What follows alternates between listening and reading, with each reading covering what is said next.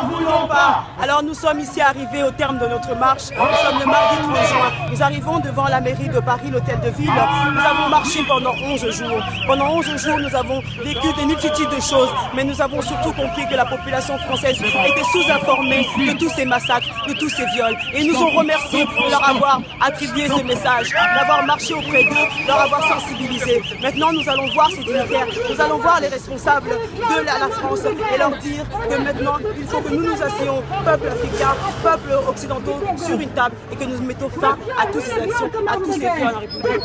Le régime de la ville de façon systématique, de façon délibérée, en entretenant des milices et des armées d'occupation.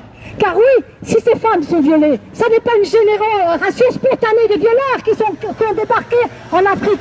Il s'agit d'un plan concerté de l'Occident et des multinationales pour piller les richesses du Congo, naturellement le coltan, le diamant, l'or, le cobalt, mais également les richesses des autres pays, le cacao de Côte d'Ivoire, le fer de Mauritanie, l'uranium du Niger. S'il y a des violeurs, il y a des armées d'occupation, on ne n'est pas violeur, on le devient. Effectivement, ces enfants soldats, que vont devenir ces enfants soldats? J'ai moi-même eu un enfant avec un enfant soldat.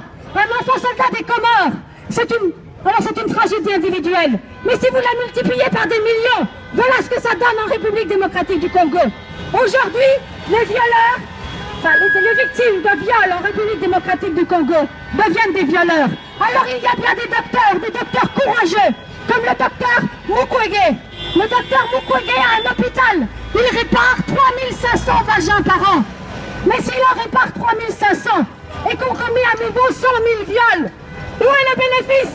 Donc arrêtons de nous focaliser ces biens. Il faut encourager ces médecins du courage, ces médecins de la détermination de la réparation des viols, comme le docteur Mukwege. Pour le docteur Mukwege, on peut faire un grand hurrah parce que vraiment cet homme-là le mérite. Il a été menacé de mort, il a été en exil forcé.